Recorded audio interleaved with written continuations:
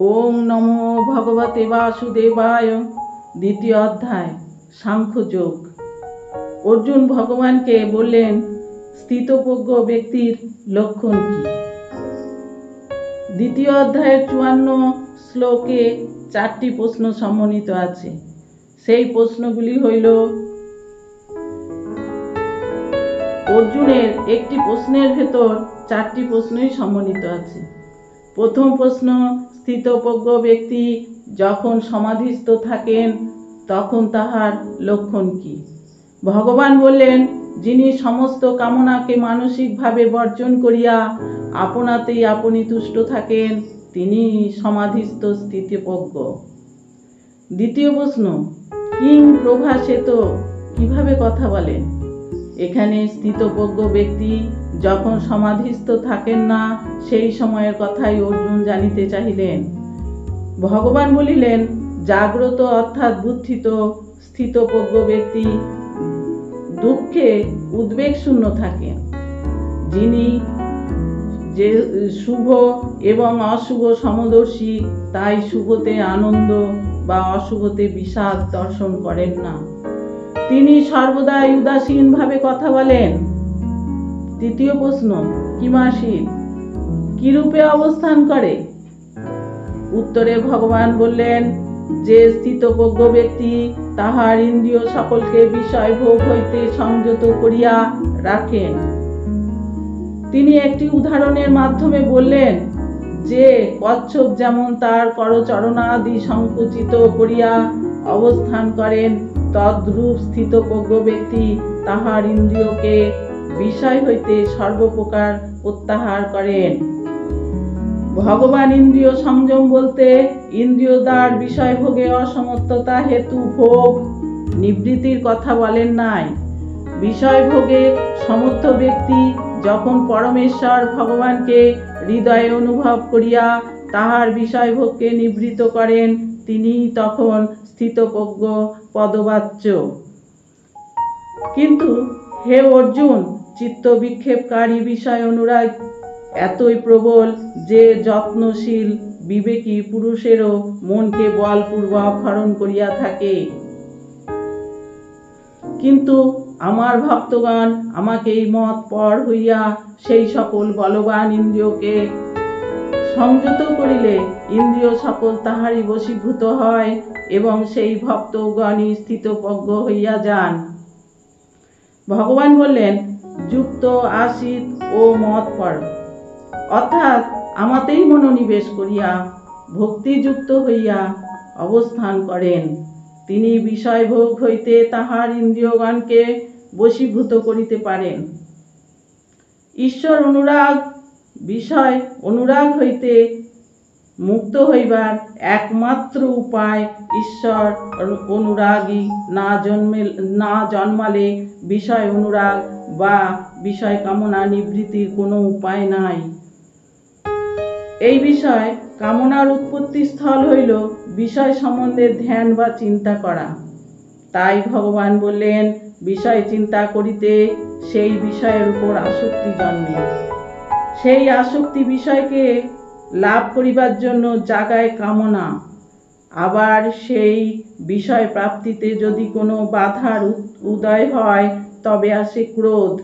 ক্রোধ হইতে সন্মোহ, সন্মোহের উদয় হইলে হয় স্মৃতি বিভ্রম।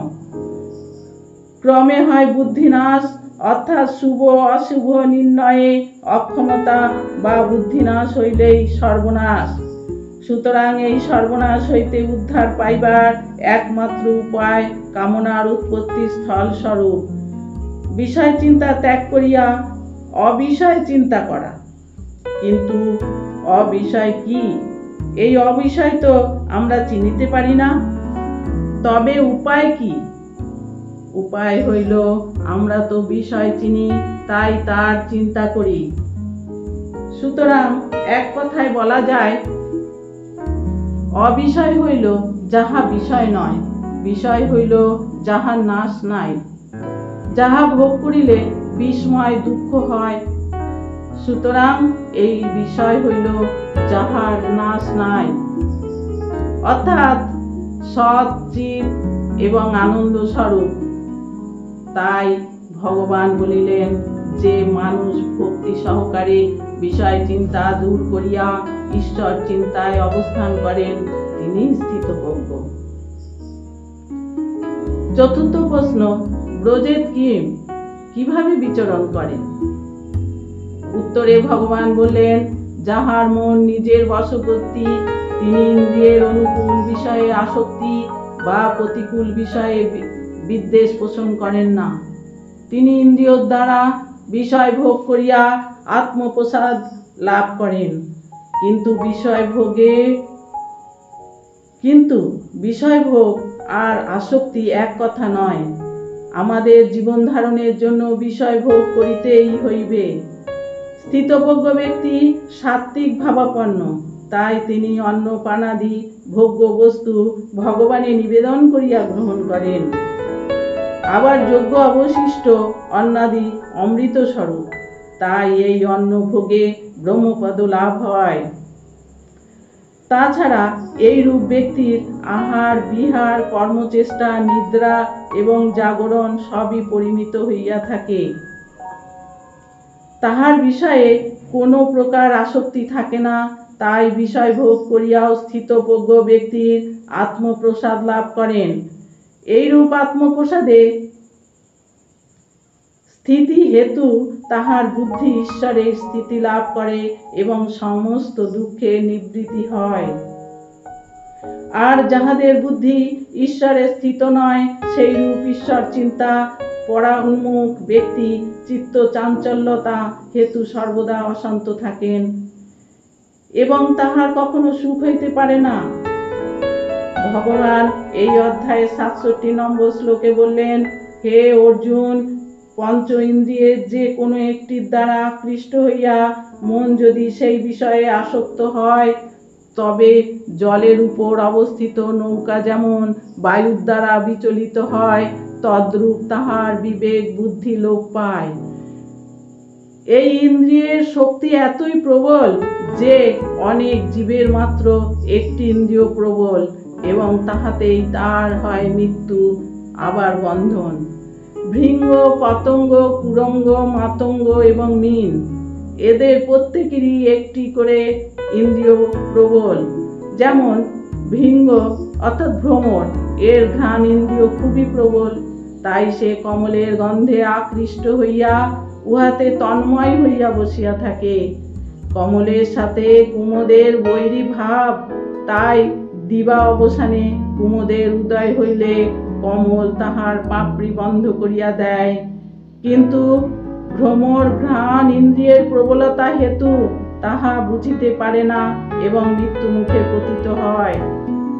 পতঙ্গের দর্শন ইন্দ্রিয় খুবই প্রবল, তাই কোথাও আগুন দেখিলে সেই দিকেই ধাবিত হয় এবং আগুনে পুড়িয়া মারা যায়। কুরঙ্গ অর্থাৎ হরিণ, এর শ্রবণ ইন্দ্রিয় খুবই প্রবল, তাই ব্যাধ বাঁশির সুরে এই কুরঙ্গকে মোহিত করিয়া রাখে এবং সুযোগ বুঝিয়া বাণের দ্বারা বিদ্ধ করিয়া তাহাকে হত্যা করে। মাতঙ্গ অর্থাৎ হাতি, তাই হাতি ব্যবসায়ী মাদি হাতিকে উপযুক্ত শিক্ষা প্রদান করিয়া বনে ছাড়িয়া দেয়। এদের স্পর্শ ইন্দ্রিয় খুবই প্রবল। হাতির যুথ এই শিক্ষা প্রাপ্ত হস্তিনীর ত্বকের স্পর্শে আকর্ষিত হইয়া তাহাকে অনুসরণ করে এবং হস্তি ব্যবসায়ীর ফাঁদে ধরা পড়িয়া বন্ধন প্রাপ্ত হয়। আর মীন তার রস ইন্দ্রিয় প্রবল, তাই মৎস্য শিকারীর চারে গন্ধে আকৃষ্ট হয়ে বড়শির টোপ গিলে বন্ধন ও মৃত্যু হয়। যদি একটি ইন্দ্রিয় প্রবল হওয়ায় মৃত্যু বা বন্ধন প্রাপ্ত হয়, তবে আমরা মানুষ, আমাদের তো 5টি ইন্দ্রিয় প্রবল, তবে আমাদের মৃত্যু বা বন্ধনতা অনিবার্য। আমাদের এই প্রবল ইন্দ্রিয় সমূহের কবল হইতে মুক্তির কি কোনো উপায় নাই? ভগবান বললেন, আছে। এই উপায় হইল যুক্ত আসিত মত পড় হইয়া ইন্দ্রিয় সকলকে বশীভূত করিয়া রাখা। তাই হে অর্জুন, যাহার ইন্দ্রিয় সর্বপ্রকারে বিষয় ভোগ হইতে নিবৃত্ত হইয়াছে, তাহার প্রজ্ঞায় প্রতিষ্ঠিত। এই অধ্যায়ের 69 নম্বর শ্লোকে ভগবান সাধারণ মানুষের সহিত জিতেন্দ্রীয় মানুষের যে সংযম এই অধ্যায়ে 69 নম্বর শ্লোকে ভগবান সাধারণ মানুষের অর্থাৎ অজ্ঞ সহিত জিতেন্দ্রীয় মানুষের অর্থাৎ সংযমী যে প্রভেদ তাহা বুঝাইবার জন্য দিবা এবং রাত্রির সহিত তুলনা করিয়াছেন। অর্থাৎ সমস্ত ভূতের যখন রাত্রি, সংযমী পুরুষের তখন দিবা, আর সমস্ত ভূতের যখন দিবা তখন সংযমী পুরুষ নিদ্রামগ্ন, অর্থাৎ তাহা তখন রাত্রি। এই শ্লোকের তাৎপর্য হইল যে সাধারণ মানুষ আত্মনিষ্ঠা লাভের জন্য কোনো উদ্বেগ গ্রহণ করেন না, বরং তাহারা আত্মনিষ্ঠাতেই উদাসীন বা নিদ্রিত হইয়া স্থিত থাকেন, আর বিষয় নিষ্ঠা অর্থাৎ বিষয় সংগ্রহ এবং ভোগে সর্বদাই তৎপর অর্থাৎ জাগ্রত থাকে।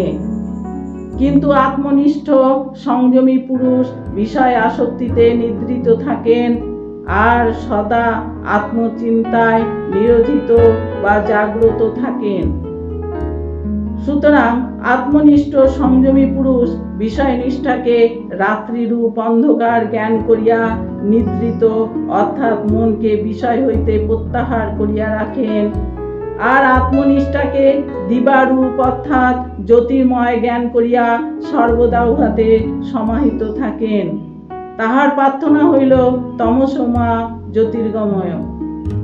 মানুষের গতি দুই প্রকার, ঊর্ধ্বগতি ও অধোগতি। এই যে গতি তাহা কিন্তু একই পথ ধরিয়া চলে। এই দুই বিপরীত প্রান্তের মধ্যস্থলে হইল জীবাত্মারা দেহ আশ্রয়রূপ স্থিতি। এই জীবাত্মা যখন বিষয় হইতে ইন্দ্রিয়াদিকে প্রত্যাখ্যান করিয়া যুক্ত আসিত মত পর হয়, তখন সে ঊর্ধ্বগতি প্রাপ্ত হয় এবং ক্রমে ব্রহ্মভূত হইয়া যায়। আর যাহারা ইন্দ্রিয় সকলকে বিষয়ে নিযুক্ত রাখে, তাহারা অধোগতি প্রাপ্ত হইয়া জীবভূত হইয়া ক্রমে বিনাশ প্রাপ্ত হয়। এই সৃষ্ট জগৎ বিষয়ে পরিপূর্ণ। বিষয় ভোগের যে কামনা, তাহাতেই হয় চিত্ত বিক্ষেপ। কিন্তু স্থিতপ্রজ্ঞ ব্যক্তি হন কামনা শূন্য, মমতা শূন্য এবং অহংকার শূন্য। তাই তাহার চিত্ত শুধু শান্তি নয়, চিরপ্রশান্ত। বিষয় কামনা তাহার চিত্তে প্রবেশ করিয়া তাহার প্রশান্ত চিত্তে কোনো বিক্ষেপ উৎপাদন করিতে পারে না।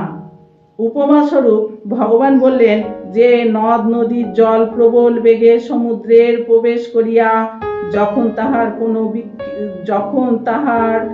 কোনো বিক্ষেপ উৎপাদন করিতে পারে না, বরং সেই জলরাশি সমুদ্রে বিলীন হইয়া যায়, ঠিক তদ্রূপ বিষয় কামনা স্থিত প্রজ্ঞ ব্যক্তির ভিতর প্রবেশ করিয়া তাহাতেই লীন হইয়া যায়।